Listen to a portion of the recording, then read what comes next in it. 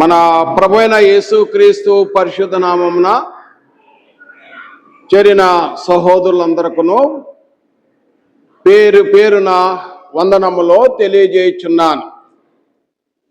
ప్రియమైన సహోదరులారా, ఈరోజు బైబిల్ స్టడీలో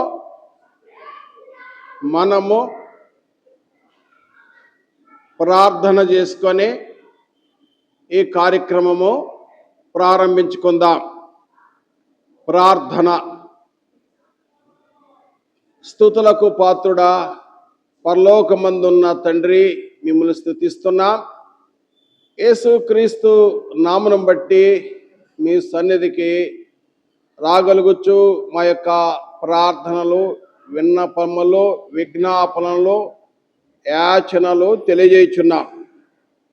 తండ్రి, వాక్యము మీది గనుక పరిశుద్ధాత్మ చేత ప్రేరింపబడిన లేఖనాలు కావున మీరు మాతో ఉండి బోధించి సహాయం చేయమని యేసుక్రీస్తు నామమున ప్రార్థించి వేడుకొనుచున్నాము తండ్రి. ఆమేన్. ప్రియమైన సహోదరులారా, మరి గత బైబిల్ స్టడీస్లో అపోస్తలుడైన పౌలు ఎఫెసీయులకు రాసిన పత్రిక గురించి వివరణిస్తానని తెలియజేస్తూ, ఎఫెసీ పత్రికలో 1వ అధ్యాయము 1 నుండి 14 వచనములు ఒక సందేశం ఇవ్వబడింది. అందులో తండ్రి అయిన దేవుడు స్తుతింపబడునుగాక, క్రీస్తునందు పరలోక విషయములో ఆత్మ సంబంధమైన ప్రతి ఆశీర్వాదములు మనకు అనుగ్రహించెను. In Christ spiritual blessings in heaven అని మనము చెప్పుకున్నాం. ఇది మొదటి లెసన్ బైబిల్ స్టడీస్లో. తర్వాత చూసినట్లయితే ఎఫెసీయులకు రాసిన పత్రిక 2వ అధ్యాయము 1 నుండి 7 వచనములలో సజీవుడవా మృతుడవా అనే అంశాన్ని గురించి 2వ పాఠము మనము నేర్చుకున్నాం. ఈ రోజున చూసినట్లయితే మనము ఎఫెసీయులకు రాసిన పత్రిక 2వ అధ్యాయము 11 నుండి 18 వచనములలో చదువుకొని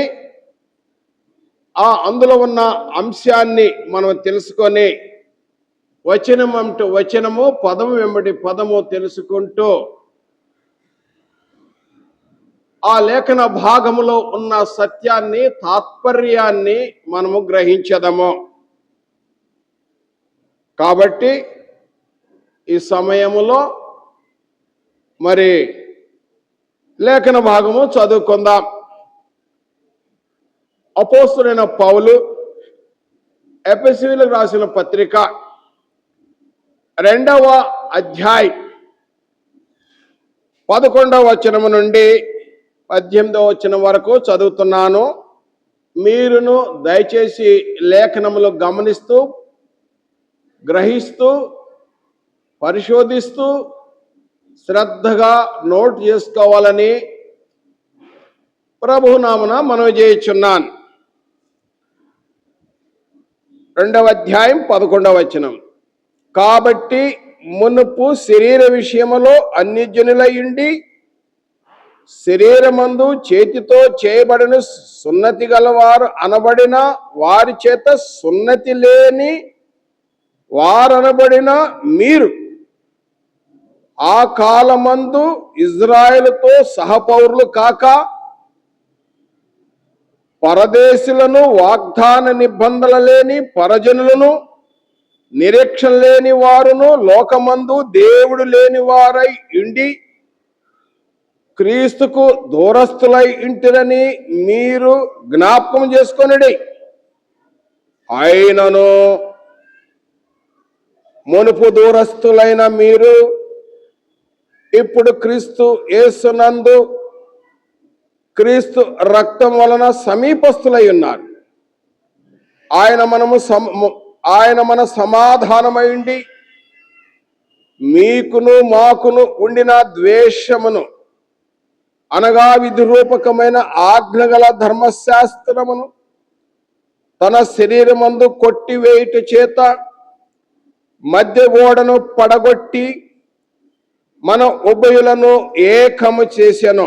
ఇట్లు సంధి చేయిసు ఈ ఇద్దరిని తన యందు ఒక్క నూతన పురుషునిగా సృష్టించి తన శిలువ వలన ఆ ద్వేషమును సంహరించి దాని ద్వారా వీరిద్దరిని ఏక శరీరముగా చేసి దేవునితో సమాధాన పరచవలెనని ఇలాగు చేసిన గనుక ఆయనే మనకు సమాధాన కారకుడై ఉన్నాడు. 17వ వచనం. మరియు ఆయన వచ్చి దూరస్థులైన మీకును సమీపస్థులైన వారికి సమాధాన సువార్తను ప్రకటించాను. ఆయన ద్వారానే మనము ఉభయంలో ఒక్క ఆత్మయందు తండ్రి సన్నిధికి చేరగలుగుచున్నాం. కాబట్టి మీరిక మీదట పరజనులు పరదేశులనై ఉండక పరిశుద్ధులతో ఏక పట్టణస్థులను దేవుని ఇంటి వారై ఉన్నారు. కాబట్టి ప్రియమైన సహోదరులారా, ఈ లేఖన భాగాన్ని మనము జాగ్రత్తగా వచనం అంటూ వచనము చదువుకుంటూ ఈ పాఠాన్ని మనము నేర్చుకుందాం. 2వ అధ్యాయము ఎఫ్సీయులకు రాసిన పత్రిక 2వ అధ్యాయం 11 నుండి 18 వచనాలు మనం చదివినాం. అయితే ఇందులో మనము ఒక అంశము, ఒక టైటిల్, ఒక పేరు ఏమిటంటే నూతన జనాంగము లేదా మూడవ జాతి అని చెప్పుకోవచ్చు. అంశము మూడవ జాతి, నూతన జనాంగము. ఇప్పుడు చూసినట్లయితే మరి మూడవ జాతి అన్నప్పుడు ఇంతకుముందున ఈ రెండు జనాంగము, ఈ రెండు జాతులు ఎవరు? మొదటిగా ఈ లేఖన భాగం చదువుతున్నప్పుడు మనకు తెలిసింది ఏంటంటే, ఒకటి ఇజ్రాయెల్ ప్రజలు ఉన్నారు, రెండవది అన్యజనులు ఉన్నారు. ఇజ్రాయెల్ ప్రజలు ఒకటనుకుంటే రెండవది అన్య జనాంగము. ముందుగా ఇజ్రాయెల్ ప్రజలు అన్య జనాంగము ఎవరో మనం తెలుసుకుందాం. ఇజ్రాయెల్ ప్రజలు అంటే ఎవరు? అసలు ఇజ్రాయెల్ ఎవరు? ఈ రోజున ప్రపంచంలోనూ ఇజ్రాయెల్ దేశం గురించి చదువుతున్నాం. ప్రతిరోజు ఇజ్రాయెల్ దేశము అని న్యూస్లో కూడా వస్తుంది. అసలు ఇజ్రాయెల్ ఎవరు? వీరు ఎవరంటే ఇజ్రాయెల్ అనగా యాకోబు. యాకోబు తండ్రి ఎవరు? ఇసాకు. ఇసాకు తండ్రి ఎవరు? అబ్రహాం. అబ్రహాము ఎక్కడి నుంచి వచ్చాడు? వాళ్ళ తండ్రి ఎవరు? తెరహు. వారు యాప్రటిస్ నది అద్దరు నుండి ఇద్దరికి వచ్చిన వాళ్ళు. ఇది చరిత్ర ఉంది. ఇజ్రాయెల్ ఎవరంటే అబ్రహాము సంతానం. వీరు ఆ జనాంగం ఇజ్రాయేలులు. వీరు అబ్రహాము సంతానము. మరియు మోషే వీరికి ధర్మశాస్త్రము, మోషే ద్వారా వీరికి ధర్మశాస్త్రము అనుగ్రహింపబడింది. హోరేబు అనగా సినాయి కొండ దగ్గర వారికి నిబంధనలు ఇవ్వబడ్డాయి. ద్వితీయోపదేశ కాండము 5వ అధ్యాయము 2-3 వచనాలలో మనం గమనించవచ్చు. వీరికి రోమాపత్రిక 9వ అధ్యాయం 4వ వచనంలో అర్చన ఆచారాలు, ఈ నైవేద్య కార్యక్రమాలు ఇవన్నీ ఎవరికి ఉన్నాయంటే ఇజ్రాయెల్ ప్రజలకు ఉన్నాయి. వీరు అయితే వీరికి ధర్మశాస్త్రం ఇవ్వబడింది, నిబంధనలు ఉన్నాయి. ధర్మశాస్త్రం వల్ల ఇంకా 10 ఆజ్ఞలు మాత్రమే కాక దాదాపు 600 కంటే ఎక్కువ నిబంధనలు, శాసనలు, కట్టడలు, విధులు కూడా ఉన్నాయి వీరికి. అన్య జనాంగము ఎవరంటే ఆ రోజుల్లో ముందుగా గ్రీకులు, క్రీస్తు పూర్వం గ్రీకులు ప్రభావం ఉన్నది. అంతకుముందు పారసీకులు, మాదీయులు ప్రభావం. అంతకుముందు బబులోన్ అంటే ప్రస్తుతం ఇరాక్, వారి ప్రభావం. పారసీకులు అనగా పారసీకులు, మాదీయుల ప్రభావం. అది కూడా దానియేలు గ్రంథము 2వ అధ్యాయ ప్రకారము, ప్రవచన ప్రకారమే జరుగుతూ వచ్చింది అధికారం. గ్రీకులు మరియు రోమీలు, ఇక ప్రపంచంలో ఈ భూగోళంలో ఉన్నవారందరూ ఎవరైనా కూడా వీరందరూ కూడా అన్య జనాంగము. ఎందుకంటే వీరికి ధర్మశాస్త్రం లేదు. వీరు ఇజ్రాయెల్ పౌరులతో సహా పౌరులు కారు. ఇజ్రాయెల్ ప్రజలు వారు ప్రత్యేకంగా ఉంటున్నారు. మొదటి జనాంగము ఇజ్రాయెల్ ప్రజలైతే రెండవ జనాంగము ఎవరంటే అన్య జనాంగము. ఇజ్రాయెల్ ప్రజలు మినహాయించి ఈ భూలోకంలో ఉన్న ప్రతి ఒక్కరు కూడా అన్య జనాంగమే. అమెరికా కానీ ఇతర ప్రపంచంలో ఇతర రాష్ట్రాలు సమస్తము అన్య జనాంగమే. ఎందుకంటే వీరికి ధర్మశాస్త్రము, నిబంధనలు, కట్టడలు, విధులు అవి లేవు. అయితే ఇప్పుడు మనము ఎఫెసీ పత్రిక 2వ అధ్యాయము 11 నుండి 18వ వచనము చదివి ఉన్నాము. ఇందులో ఇది 3వ జాతి వచ్చిందని, 3వ జనాంగం వచ్చిందని ఈ పాఠం ద్వారా తెలుసుకుంటున్నాం. ఇది 3వ జనాంగము. ఎవరంటే వారు క్రీస్తునందున్న వారు అనగా క్రైస్తవులు. వీరు దేవుని ఇంటివారు, వీరు దేవుని ఇల్లై ఉన్నారు. అది క్రీస్తునందు చేరినప్పుడు వీరు దేవుని ఇల్లు, 3వ జనాంగము. ఆ విషయాన్ని గురించి మనము ఈరోజు పాఠము తెలుసుకుంటున్నాం. దయచేసి శ్రద్ధ గమనించవలేను. 2వ అధ్యాయం 11వ వచనము ఇప్పుడు నుండి 11, 12 వచనములు చదువుతున్నాను. మీరు శ్రద్ధగా వింటే మంచిగా నేర్చుకుంటారు. మంచిగా నేర్చుకుంటే వేరే చోట చక్కగా బోధిస్తారు. పౌలు గారు అదే అంటాడు, నా వలన వినిన సంగతులు ఇతరులకు బోధించుటకు అంటాడు. వినేటప్పుడు జాగ్రత్త. యేసు ప్రభు వారు కూడా చెప్పాడు, మీరు ఎలా వింటున్నారో జాగ్రత్త అన్నాడు. మోషేతో చెప్పాడు, యెహోవా చెప్పాడు, మోషే జాగ్రత్తగా నేను చెప్పిన మాటలు వినన్నాడు. నిర్గమకాండము 16వ అధ్యాయం నుండి 19వ అధ్యాయం వరకు అనేక సార్లు హెచ్చరిస్తూ ఉంటాడు, మోషే నేను చెప్పిన మాట జాగ్రత్తగా విను అంటాడు. దేవుడైన యెహోవా చెల్లిస్తున్న మాట ఇది. దేవుని వాక్యము కనుక మనము దేవుని వాక్యం చాలా జాగ్రత్తగా వినాలి. ఎలా వింటున్నావో జాగ్రత్త, ఎందుకంటే ఇది దేవుని వాక్యం. 11వ వచనం, 12వ వచనం 2 చదువుతున్నాను. కాబట్టి మునుపు శరీర విషయములో అన్ని జనులై ఉండి శరీరమందు చేతితో చేయబడిన సున్నతి గలవారు అనబడిన వారి చేత సున్నతి లేని అనబడిన వారు మీరు ఆ కాలమందు ఇజ్రాయెల్ పౌరులతో సహా పౌరులు గాక పరదేశులు, వాగ్దాన నిబంధన లేని పరజనులు, నిరీక్షణ లేని వారు, లోకమందు దేవుడు లేని వారై ఉండి క్రీస్తుకు దూరస్తులై ఉంటురని మీరు జ్ఞాపకం చేసుకోండి. ఓ అన్య జనాంగమా. అన్య జనాంగం అంటే మనం చెప్పుకున్నాం ఎవరనేది. అప్పుడు గ్రీకు దేశస్తులు, రోమియోలు, ఇక ప్రపంచంలో ఉన్న వారందరూ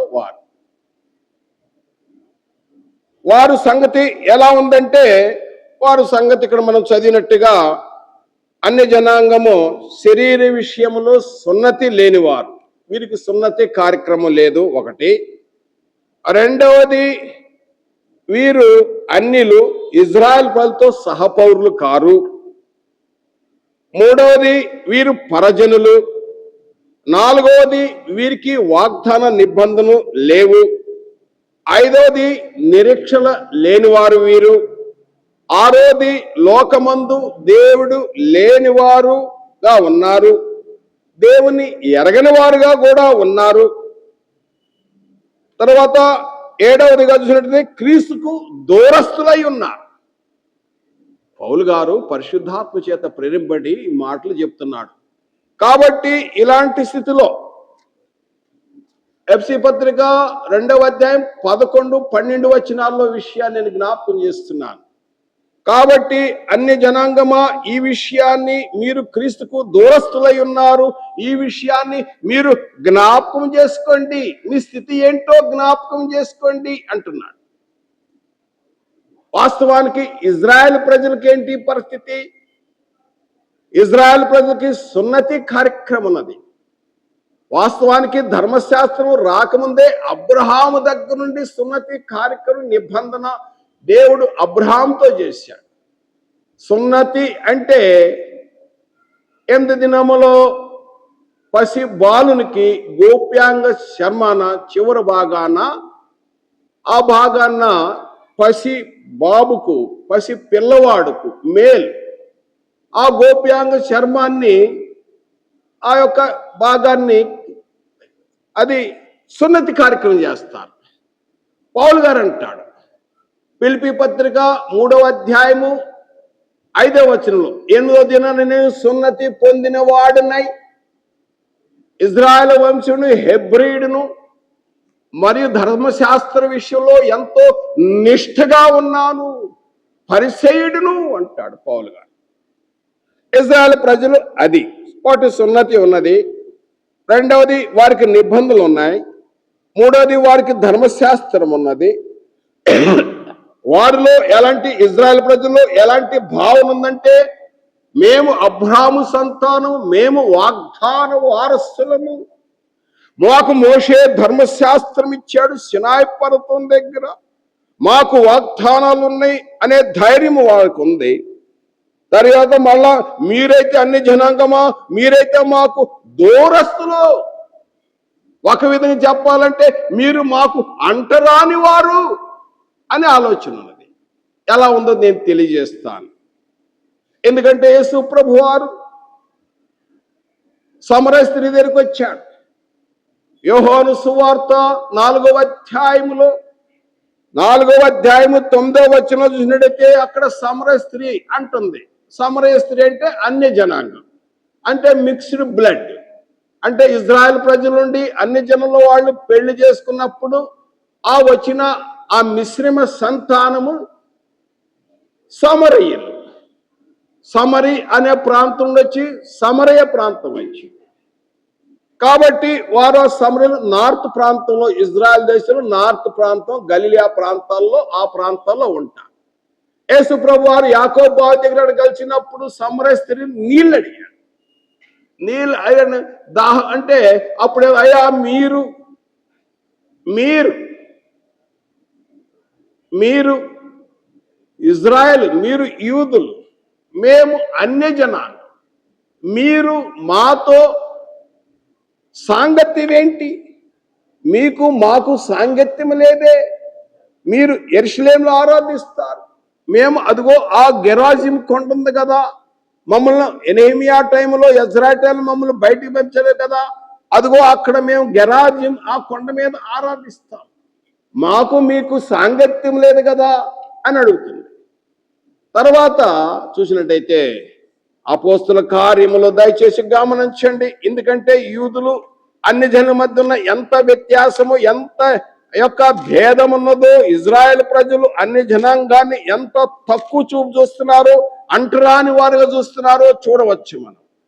అపోస్తుల కార్యములు 10వ అధ్యాయం 28వ వచనము చదువుతున్నాను. అప్పుడు పేతురు గారు అంటున్నాడు, అప్పుడు అతడు అన్ని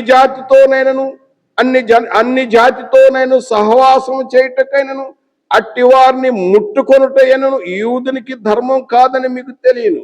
అయితే ఏ మనుషుడు నిషేధింపదగన వాడేనను అపవిత్రుడైనను చెప్పకూడదని దేవుడు నాకు చూపించి ఉన్నాడు. దేవుడు బయలుపరిచాడు. ఏ మనుషుడు అపవిత్రుడు కాడు, ఏ మనుషుడు అపవిత్రుడు కాడు, ఏ మనుషుని కూడా అంటరాని వారు అనకూడదు. అన్టచబిలిటీ ఈజ్ క్రైమ్ అన్నట్టుగా పేతురు భక్తుడు అక్కడ కొర్నేలితో అక్కడ ఉన్న ఆ ఒక గొప్ప మీటింగ్ లో చెప్పాడు. నోరు తెరిచి మీటింగ్ లో చెప్పాడు ఆయన పేతురుగా. కాబట్టి చూసినట్టయితే నా ప్రియ సహోదరుడా, వీరు ఈ విధంగా పరిస్థితి ఉంది. ఎవరిది? యూదులు అన్య జనాంగం. యూదులు అన్య జనులు అనగా ఒకటే. కాబట్టి అన్ని ఇంత భేదం ఉన్నప్పుడు వీరి మధ్య లాంటి పరిస్థితి ఉందన్నమాట. 11, 12 వచనాలు మనం చదివినాం. కాబట్టి వీరు అన్ని జనులు ఎలా ఉన్నారంటే, వీరు ఆ కాలమందు ఇజ్రాయెల్ ప్రజలతో సహపౌరులు గాక, పరదేశులను వాగ్దాన నిబంధన లేని పరజనులు, నిరీక్షణ లేని వారు, లోకమందు దేవుడు లేని వారైండి క్రీస్తుకు దూరస్తులై ఉన్నారన్న సంగతి మీరు జ్ఞాపకం చేసుకోనండి. ఆయనను 13వ వచనం, ఆయనను మునుపు దూరస్తులైన మీరు ఇప్పుడు క్రీస్తు యేసునందు క్రీస్తు రక్తం వలన సమీపస్తులయ్యారు. 13వ వచనంలో చెప్తున్నాడు ఏంటంటే, ఇలాంటి పరిస్థితుల్లో ఇప్పుడు ఇన్ క్రైస్ట్, క్రీస్తు నందు ఏమైందంటే, దూరస్తులైన మీరు క్రీస్తు నందు దగ్గరికి వచ్చారు. మనం ఇప్పుడు సహోదరులము, మనం సమీపము. 13 అది ఎలా వచ్చిందంటే, అది క్రీస్తు నందు, ఇన్ క్రైస్ట్ అంటున్నాడు. క్రీస్తు నందు సమీప. అలాంటి ఆ యొక్క అన్ని జనాంగము, ఇజ్రాయెల్ ప్రజలు ఒకటవుతున్నారు, సహోదరులుగా అవుతున్నారట, సమీపస్తులు అయిపోయారు. దూరంగా ఉన్న వాళ్ళు సమీపస్తులు అవుతున్నారంటాడు.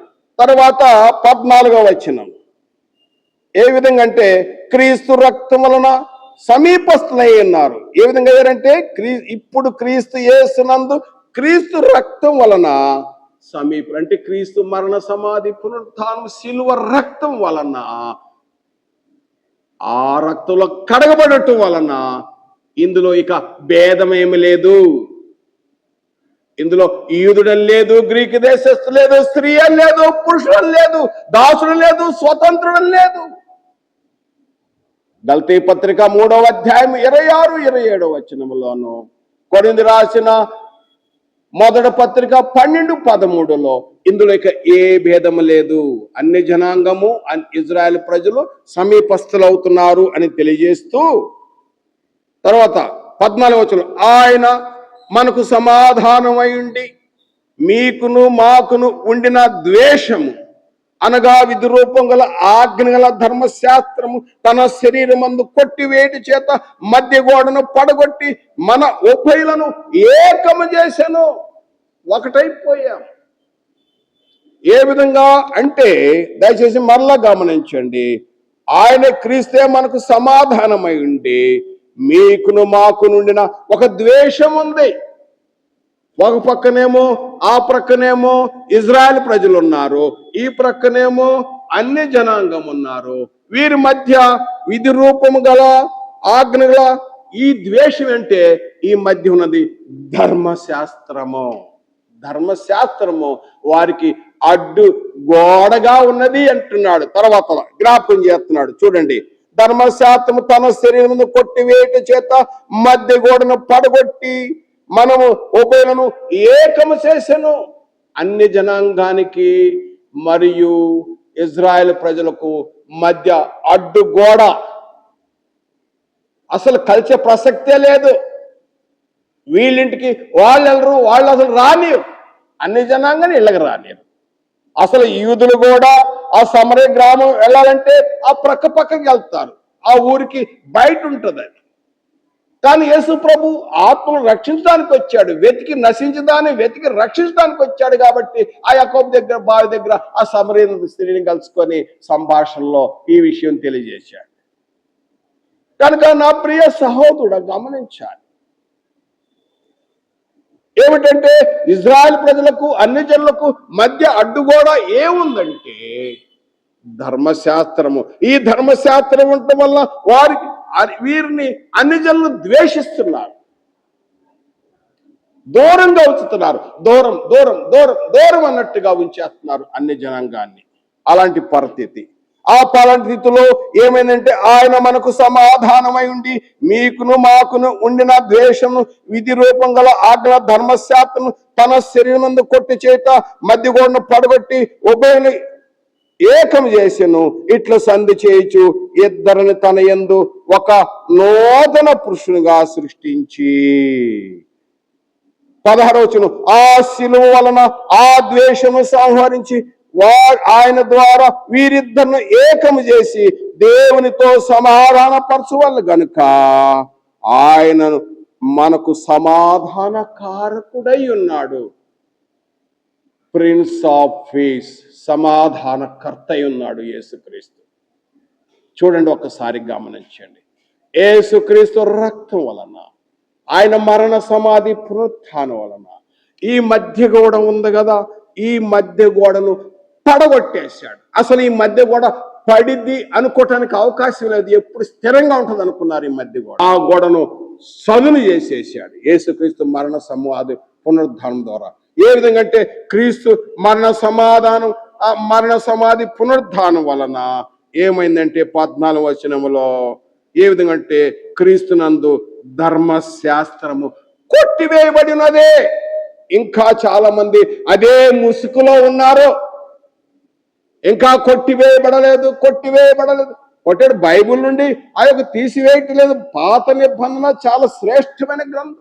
మనం భక్తి నేర్చుకుంటాం, దృష్టాంతాలు, బుద్ధి కలుగుటకు, బోధ కలుగుటకు, భక్తుల యొక్క జీవితం మనం నేర్చుకుంటాం. కానీ ఇప్పుడు ఇజ్రాయెల్ ప్రజలు చేసినట్టుగా బలి అర్పణలు, సున్నతి కార్యక్రమాలు వాళ్ళు చేసే ఇక ఆ విధంగా పాత నిబంధన ప్రకారంగా పండగ ఆచారాలు వారి విధానం లేదు. ఇది నూతన సృష్టి, నూతన జీవితము, నూతన జనాంగము, నూతన విధముగా ఆరాధన కార్యక్రమం వచ్చింది. ఆత్మతోనూ సత్యంతో ఆరాధించే జనాంగం. కాబట్టి అన్ని జనులు ఇజ్రాయెల్ మధ్య ఉన్న ఆ మధ్య గోడను పడగొట్టేసి వారికి ఏకముగా చేశాడు. తర్వాత చూడండి నా ప్రియ సోదరులు, 15వ వచనం ఉభయలు ఒక ఇట్లు సంధి చేయించు ఈ ఇద్దరిని, అంటే ఎవరు? ఇజ్రాయెల్ ప్రజలను, అన్ని జనాంగులను ఒక నూతన పురుషుగా సృష్టించాడు. వారు సంధి చేశాడు. అంటే ఇంతకుముందు వారి మధ్య శత్రుత్వం లాగుంది, పడదు, దూరంగా ఉన్న వాళ్ళను ఇప్పుడు యేసుక్రీస్తు మరణ సమాధి, క్రీస్తు రక్తం వలన ఆ మధ్య గోడను అనగా ధర్మశాస్త్రం కొట్టివేసి ఇద్దరిని కలిపేసి ఒక శరీరముగా, ఒక సంఘముగా ఇది చేశాడు. దయచేసి చూసినట్లయితే ఆ శిలువ వలన ద్వేషమును సంహరించి దాని ద్వారా వీరిద్దరిని ఏకముగా చేసి దేవునితో సమాధాన చేసిన గనుక ఆయనే మనకు సమాధాన కారకుడై ఉన్నాడు.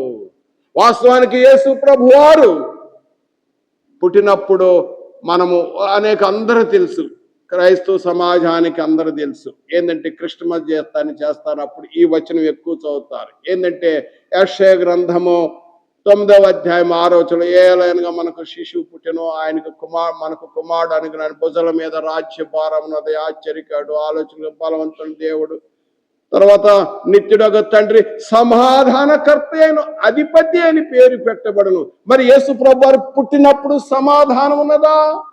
లేదు. నేను సమాధానం కలగజేయడానికి రాలేదు అని కూడా చెప్పాడు.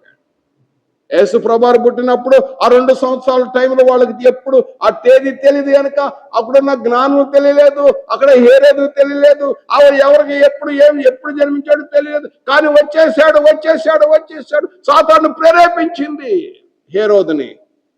అపవాది సాతాను హేరోదుని ప్రేరేపింపడం హేరోదు ఏం చేశాడు? 2 సంవత్సరాల లోపు ఆ రామాలో అంగలార్పు, 2 సంవత్సరాల లోపు పిల్లలంతా చంపేయడం జరిగింది. యేసు ప్రభు పుట్టినప్పుడు సమాధానం లేదు. కానీ యేసుక్రీస్తు మరణ సమాధి పునరుద్ధానం ద్వారా ఆయనే సమాధాన కారకుడయ్యాడు. ఒకరి జన్మదినమ కంటే మరణ దినమకు మేలని ప్రసంగి అన్నాడు. పుట్టినప్పుడు సమాధానం కలగలేదు. కానీ యేసుక్రీస్తు మరణ సమాధి పునరుద్ధానం వలన, క్రీస్తు రక్తం వలన అందరినీ, అటు అన్ని జనాంగాన్ని, ఇటు ఇజ్రాయెల్ ప్రజల్ని అందరినీ ఒక శరీరముగా ఏకం చేశాడు. ఇది జగత్తు పునాది వేయబడక మునిపే ఇది దేవుని యొక్క ప్రణాళిక అంటాడు. ఎఫెసీ పత్రిక 1వ అధ్యాయం 6-7 వచనంలో ఇది క్రీస్తు రక్తం వలన పాపలు క్షమించి, ఆయన రక్తం వల్ల మన పాపలు క్షమించి తన కుమారుడుగా కుమార్తెగా చేసుకోవాలని జగత్తు పునాది వేయబడుకుంటే ప్రణాళిక. తర్వాత ఎఫెసీ పత్రిక 3వ అధ్యాయం 5వ వచనంలో 4వ వచనం, మీరు చదివిన ఎడల మీకు తెలుస్తుంది. చదవకపోతే మీకు ఎట్ట తెలుస్తుంది ఈ సత్యం? చదివిన ఎడల మీకు తెలుస్తుంది అంటూ 5వ వచనం నుండి 11వ వచనంలో ఆ మర్మము, ఇది క్రీస్తు యొక్క మర్మము. ఈ మర్మం జగత్తు పునాది వేయబడక మునిపే ఉంది, అది ఇప్పుడు బయలుపరచబడింది. ఏంటంటే ఆ మర్మం ఏదనగా అన్ని జనులు, ఇజ్రాయెల్ ప్రజలు ఒక్క శరీరముగా రావటము. ఎఫెసీ పత్రిక 3వ అధ్యాయం 5 నుండి 11వ వచనం మనం చదివినట్లయితే అక్కడ మనకు తెలుస్తుంది, ఇజ్రాయెల్ ప్రజలు అన్ని జనాంగము ఒక్క శరీరముగా ఉంటాం. ఇది దేవుడు చేసిన నిత్య సంకల్పము. ఎఫెసీ పత్రిక 3వ అధ్యాయము 8 నుండి 11వ వచనంలో తండ్రి అయిన దేవుడు చేసిన నిత్య సంకల్పము, అది క్రీస్తునందు సంఘము ద్వారా, సంఘము త్రూ సంఘము, సంఘమును శరీరములో యూదులు అన్ని జనులు క్రీస్తు రక్తంలో కడగబడిన వారు ఒక్క శరీరంగా రాబోతున్నారు. ఇది ప్రవచనము. ఇక్కడ చూసినట్టయితే అబ్రహాముకు వాగ్దానం, ఇజ్రాయెల్ ప్రజలకు తెలుసు మేము అబ్రహాము సంతానం, మాకు ధర్మశాస్త్రం ఉంది. కానీ అబ్రహాముకి ఈ విషయం కూడా చెప్పాడు ముందు. ఏమిటంటే గల్తీ పత్రిక 3వ అధ్యాయం 8వ వచనంలో అబ్రహాముకు ఏమని ప్రకటించాడంటే, సువార్త ముందుగానే ప్రకటించాడు, నీ వలన అన్ని జనులు కూడా ఆశ్రయింపబడతారు. గల్తీ పత్రిక 3వ అధ్యాయం 8వ వచనంలో మీరు చూడొచ్చు. 11వ వచనంలో అది కూడా క్రీస్తు నందు, క్రీస్తు ద్వారా. గల్తీ పత్రికలో 3వ అధ్యాయం 26 నుండి 29వ వచనంలో క్రీస్తు ద్వారా తండ్రి యొద్దకు చేరగలుగుతున్నాం, మనం ఆయన కుమారులం అయితే వారసులం అంటాడు. రోమపత్రిక 8వ అధ్యాయం 10వ వచనంలో మనం వారసులేం కాబట్టి అబ్బా నాయన తండ్రి, అబ్బా ఫాదర్ అని పిలవగలుగుతున్నాం, తండ్రిని, పరలోక తండ్రిని. ఇది దేవుని యొక్క ప్రణాళిక. ఏంటంటే 16వ వచనంలో మనం చదివినాం, ఆయన పుట్టినప్పుడు సమాధానం లేదు, కానీ ఆయన ఆయన తన సిలువ వలన ద్వేషము సంహరించి దాని ద్వారా వీరిద్దరిని ఏకముగా చేసి దేవునితో సమాధాన పరచువలని ఎలాగ చేసిన కనుక ఆయనే మనకు సమాధాన కారకుడు. ఆ ప్రవచన యెషయా ప్రవక్త 9వ అధ్యాయం 6వ వచనము ఎక్కడ నెరవేర్పు జరిగిందంటే, ఆయన మరణ సమాధి పునరుద్ధానములో సిలువ రక్తం వలన, సిలువ రక్తంలో కడగబడిన వారు, క్రీస్తు నందు ఉన్నవారు, వారికి ఈ విధంగా జరిగింది అంటాడు. మరి 17వ వచనములో మరియు ఆయన వచ్చి దూరస్తులైన మీరు, అన్ని జనాంగమా మీరు దూరస్తులైన విషయాన్ని జ్ఞాపకం చేస్తున్నారు కదా, ఇప్పుడు మీరు సమీపస్తులై వారికి సమాధాన స్వార్థను ప్రకటించను. స్వార్థ ద్వారా వచ్చారు. తర్వాత చూడండి 18వ వచనం, ఆయన ద్వారానే మనం ఉభయులుగా ఒక్క ఆత్మందు తండ్రి యొద్దకు చేరగలుగుతున్నాము. ఒక్క ఆత్మ ఒక్కడే, తండ్రి అయిన దేవుడు ఒక్కడే, ప్రభు ఒక్కడే. కాబట్టి ఈ విధంగా చూసినట్లయితే, కాబట్టి మీరిక మీదట పరజనులు పరదేశులై ఉండక పరిశుద్ధులతో ఏక పట్టణస్థులై దేవుని ఇంటి వారై ఉన్నారు. దేవుని ఇల్లు ఇన్ క్రైస్ట్ అనగా యూదుల్లో క్రీస్తు రక్తంలో కడగబడిన వారు, అన్ని జనాంగంలో క్రీస్తు రక్తంలో కడగబడిన వారు. వీరు ఇప్పటికి వీరి మధ్య ఏ భేదము లేదన్నమాట. యూదుడని లేదు, గ్రీకు దేశస్థుడు లేదు, స్త్రీ లేదు, పురుషుడు లేదు, దాసులని స్వతంత్రం లేదు, ఇక ఏ భేదం లేదు. ఇందులో దిస్ ఇస్ వన్ ఫ్యామిలీ, ఒక శరీరంలో చేర్చబడుతున్నారు. ఈ శరీరంలో ఈ కుడి చెయ్యి ఉంది, ఎడం చెయ్యి ఉంది, నువ్వు ఎడం చెయ్యి నేను కుడి చెయ్యి అనే అవకాశం లేదు. ఇక ఒక శరీరంలో రెండు చేతులు పనిచేసినట్టు, రెండు కాళ్ళు చూసినట్టు, రెండు కాళ్ళు నడిచినట్టుగా ఒక శరీరంలో అందరూ ఐక్యత కలిగి పనిచేసేవారు ఉన్నారు దేవుని ఇంటిలో. కాబట్టి నా ప్రియ సహోదరుడు ఈ విషయాన్ని గమనించాలి. ఈ విధంగా చూసినట్టే ఇక మరి 19వ వచనం, కాబట్టి మీరు ఇక పరజనులు కాదు, పరదేశీయులు కాదు, పరిశుద్ధులతో ఏక పట్టణస్థులు ఇప్పుడు దేవుని ఇల్లై ఉన్నారు. అనగా సంఘము, క్రీస్తు నందున్నవారు, క్రీస్తు శరీరంలో చేర్చబడిన వారు, దేవుని ఇల్లై ఉన్నారని పౌలు గారు జ్ఞాపకం చేస్తున్నాడు. కాబట్టి నా ప్రియ సహోదరుడా, ఈ విషయాలు ఇప్పుడు వరకు ఈ పత్రికలో ఎఫ్సి పత్రిక 2వ అధ్యాయం 11 నుండి 18, 19 వచ్చిన మనం చదివిన ఈ బైబిల్ స్టడీస్ లో ఉన్న సత్యాన్ని ఏమిటంటే, ఇది 3వ జాతి. ఎవరు? క్రైస్తవులు. ఇక్కడ గమనించాలి, ఇజ్రాయెల్ ప్రజలను భౌతికంగా ఫిజికల్ గా దేవుడు వాగ్దానం చేసిన దేవుడు, నమ్మదగిన దేవుడు కనుక వారు నిజంగానే ప్రపంచంలోకెల్లా వారు వాగ్దానంగా, వారు అన్ని విషయాల్లో భౌతికంగా బ్లెస్ చేయబడ్డారు. బట్ ఇన్ క్రైస్ట్ ఈ 3వ జాతి ఉందే, దేవుని ఇల్లు అన్నానే, క్రీస్తునందు ఉన్నవారు అన్నానే, వీరికి ఆత్మ సంబంధమైన బ్లెస్సింగ్స్ ఈ భూలోకంలో ఏది అవసరం ఉంటాయి. కానీ అసలైన బ్లెస్సింగ్స్ ఏంటంటే ఎఫ్సి పత్రిక 1వ అధ్యాయం 3వ వచనంలో, ఎఫ్సి పత్రిక 1వ అధ్యాయం 3వ వచనంలో ఆయన జ్ఞాపకం చేస్తున్నాడు. తండ్రి అయిన దేవుడు స్తుతింపడుగాక, పరలోక విషయంలో ఆత్మ సంబంధ ప్రతి ఆశీర్వాదము క్రీస్తునందున్న వారికి ఉన్నది. పరలోక విషయంలో స్పిరిచువల్ బ్లెస్సింగ్స్, ఆత్మ సంబంధ బ్లెస్సింగ్స్ పరలోకంలో ఉన్నాయి. భూలోక సంబంధం గురించి యేసు ప్రభు ఎక్కడ చెప్పలేదు. అపోస్తుల బోధలు కూడా భూలోకం గురించి ఎక్కడ చెప్పలేదు. వారు చెప్పింది ఫోకస్ అంతా పై వైపే చూడండి అని చెప్పారు. ఈ రోజుల్లో అంత ఫోకస్ ఎక్కడ చూపిస్తున్నారంటే, మీరు మా దగ్గర అండి గొప్పోళ్ళు అయిపోతారు, ఇక్కడ ఇది చెప్తున్నారు. కానీ బైబిల్ బోధిస్తుంది ఏంటి? Spiritual blessings. ఈ లోక సంబంధమైన అవసరాలు తీరుస్తాడు. ఫిలిప్పీ పత్రిక 4:19 క్రీస్తు యేసునందు తండ్రి దేవుడు మన ప్రతి అవసరం తీరుస్తాడు. ఈ భౌతికంగా తీరుస్తాడు. అసలైన బ్లెస్సింగ్స్ ఏంటంటే, ఇజ్రాయెల్ ప్రజలు భౌతికంగా బ్లెస్ చేశాడు. ఆ క్రీస్తునందున్న వారు ఈ 3వ జాతి ఉందే, ఆ ఇజ్రాయెల్ ప్రజల్లో నుండి, అన్ని జనాంగంలో నుండి క్రీస్తు రక్తంలో కొనబడి సొత్తుగా చేసుకున్నాడు. వారికి వారు పరలోక సంబంధమైన స్పిరిచువల్ బ్లెస్సింగ్, ఆత్మ సంబంధమైన దీవెనలు ఉన్నాయి. ఇది సత్యం. భూగోళంలో ఎక్కడ చూసినా కూడా మీకు దొరుకుతారు వాడు. ఎందుకంటే ప్రకటన గ్రంథము 1వ అధ్యాయం 6వ వచనంలో, నీవు స్వరక్తం ఇచ్చి నువ్వు సంపాదించిన సొత్తు రాజులను యాజకులుగా చేసావు అంటాడు.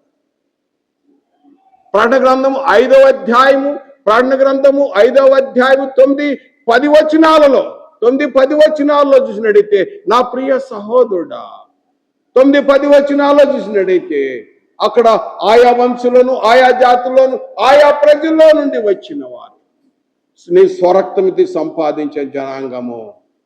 ప్రకటన గ్రంథము 7వ అధ్యాయము 9వ వచనం ఉంటే, ఆయా వంశంలోను, ఆయా ప్రజల్లోను, ఆయా పాస్టర్లోను, అంటే ప్రపంచంలో భూగోళంలో, ఈ భూమి గుండ్రంగా ఈ గోళంలో ఎక్కడ చూసినా కూడా ఆ యొక్క క్రీస్తు ఆ రక్తంలో కడిగబడిన ఆ 3వ జనాంగం ఉంది. ఎవరంటే క్రైస్తవులు. ప్రపంచంలో కల్లా ఇది సత్యము. ఇక్కడ ఇజ్రాయెల్ ప్రజలు భౌతికంగా ఎంత ఆస్వాదించాడో, రేపు రాబో యుగములో క్రీస్తు నందు పరలోక విషయంలో ఆత్మ సంబంధన ప్రతి ఆశీర్వాదం ఎంతో. అందుకనే యాకోబు భక్తుడు అంటాడు 2వ అధ్యాయం 5వ వచనంలో, విశ్వాసమందు మీరు ఐశ్వర్యవంతులు, భాగ్యవంతులు, మీరు రాబోతున్న బంగారు వీధుల్లో తిరుగుతారు అంటాడు. మామూలు విషయం, ప్రకటన గ్రంథంలో ఈ సత్యం ఉంది. కాబట్టి నా ప్రియ సహోదరుడా, మరి ఈ విషయము, ఈ 3వ జనాంగము, 3వ అజాతి అనగా ఎవరనకే క్రైస్తవ జనాంగమని మేము తెలియజేస్తూ, మరి మరి నువ్వు ఆ దేవుని ఇంట్లో చేర్చబడ్డావా లేదా? దేవుని ఇంట్లో చేర్చబడపోతే, ఇదిగో ఇప్పుడే మిక్కిలి అనుకూల సమయం, ఇదిగో ఇదే గొప్ప అనుకూల సమయం, ఇదిగో ఇదే రక్షణ దినము. కొన్ని రాసిన 2వ పత్రిక 6వ అధ్యాయము 2వ వచనం జ్ఞాపకం చేస్తున్నాడు. క్రీస్తు నందు చేర్చబడాలంటే నువ్వు క్రొత్త జన్మ జన్మించాలి.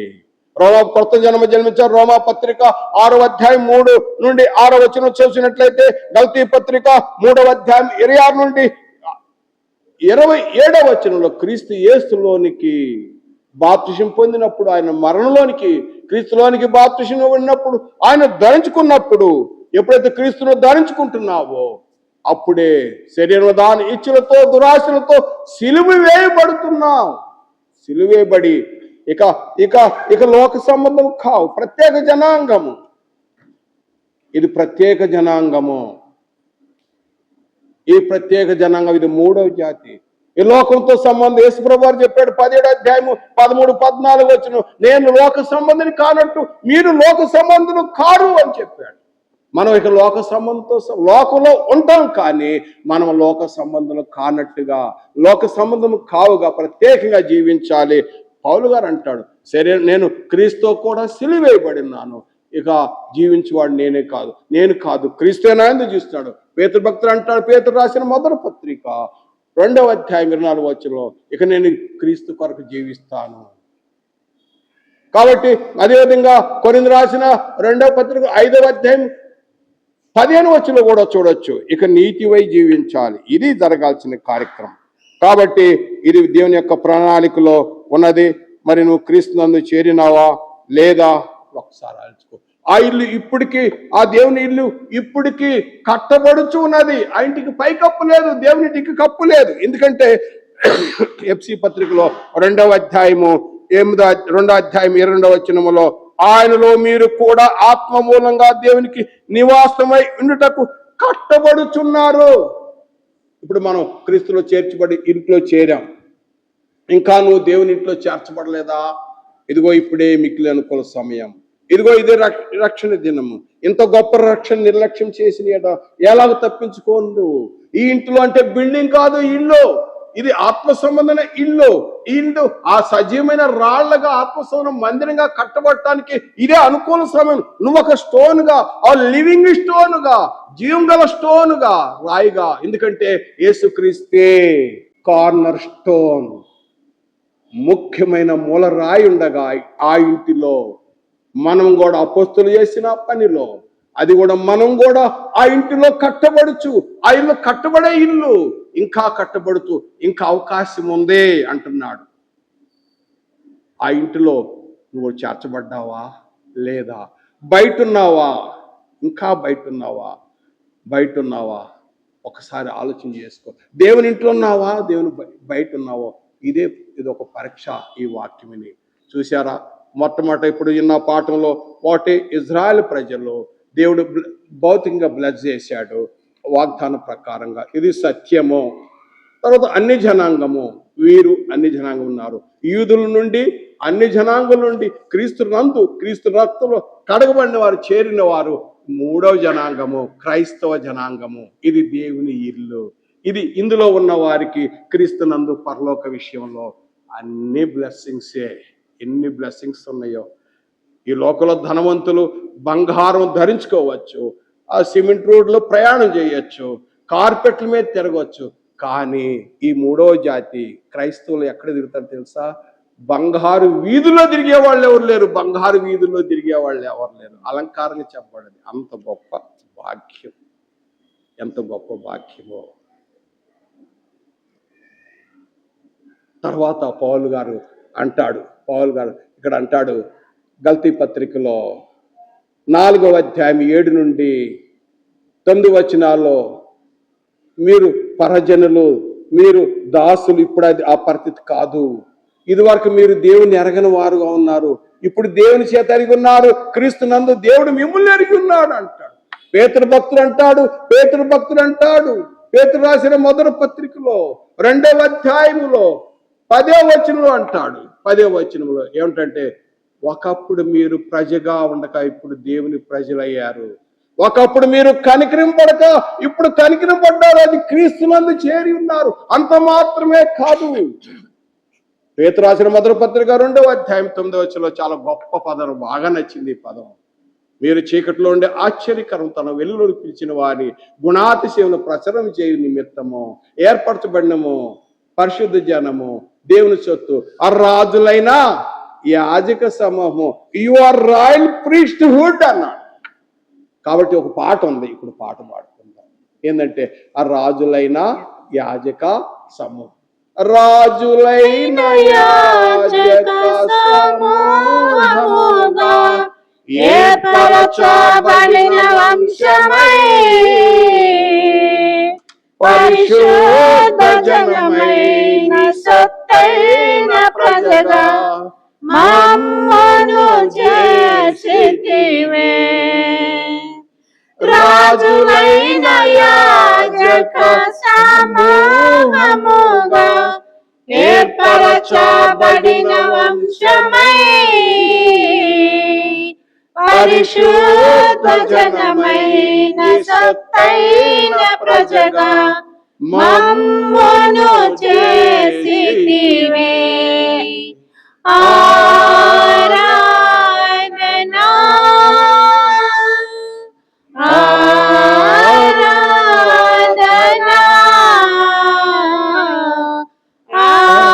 ఆరాధనా ఆరాధనా. కాబట్టి నా ప్రియ సహోదరుడా, మరి మూడో జనాంగము అనగా క్రీస్తునందు చేర్చబడ్డావా లేదా? ఇదిగో ఇప్పుడే మిక్కిలి అనుకూల సమయం, ఇదిగో అనుకూల సమయం, ఇదిగో ఇదే రక్షణ. దేవుని ఇల్లు కట్టబడుచున్నది. ఆ కట్టబడే ఇంటిలోకి సజీవమైన రాయిగా ఉండటానికి నీవు కూడా ఆ ఇల్లు కట్టబడే ఇల్లు, పైకప్పు లేదు ఆ ఇంటికి. ఎఫ్సి పత్రికలో 2వ అధ్యాయం 22వ వచనం అన్నాడు, కట్టబడుచు ఉన్నది అంటున్నాడు. కంటిన్యూస్ జరుగుతుంది. ఇప్పుడు అవకాశం ఉంది, అవకాశం ఉంది, అవకాశం ఉంది. వందనములు. ప్రార్థన. మహాపరిశుద్ధైన తండ్రి, స్తుతి స్తోత్రములు మీ ప్రియ కుమారుడేస్తున్నాం, ప్రార్థన చేస్తున్నాం తండ్రి. క్రీస్తు నందు, క్రీస్తు రక్తం వలన ఎన్నిక లేని జనాంగాన్ని, గుర్తింపు లేని జనాంగాన్ని, నిజంగా మా జీవితంలో అదే జరిగింది. ఇంత గొప్ప భాగ్యం ఇచ్చి ఇంత గొప్పగా హెచ్చించినందుకు ఈ క్రీస్తు రక్తములో కడగబడిన వారు ఏ భేదము, ఏ ప్రాంత భేదము లేదు, ఏ కుల భేదము లేదు, ఏ మత భేదము లేదు. అందరం కలిసి ప్రేమిందులో కలిసి ఏకమించి పాలుకొంపులు పొందుతున్నాం. నిజమైన ప్రేమ ఈ మూడవ జనాంగంలో ఉందని మేము అనుభవపూర్వకంగా తెలుసుకొనొచ్చు. మీకు థ్యాంక్స్ చెల్లిస్తున్నాం. ఈ ప్రణాళిక అంతా కూడా తండ్రి మీరు క్రీస్తు నందు మాకు ఏర్పాటు చేశారు. క్రీస్తు నందు ఏర్పాటు చేసుకొని మీ ప్రజలుగా చేసుకొని నిత్య నరకం నుండి తప్పించి నిత్య జీవానికి మార్గానికి వెళ్ళే ప్రభువారు చెప్పినట్టుగా నేనే సత్యము మార్గము జీవనట్టుగా ఆ మార్గంలోకి మమ్మల్ని నడిపించినందుకు, మాకు ఈ మార్గము చూపించినందుకు, ఇదొక మార్గము, సత్య జీవ మార్గం. ఈ మార్గం మాకు తెలియపరిచినందుకు మీకు కృతజ్ఞతాస్తుతులు స్తోత్రములు చెల్లిస్తూ యేసుక్రీస్తు నామమున ప్రార్థించి వేడుకొనుచున్నాము తండ్రి. ఆమేన్. వందనములు.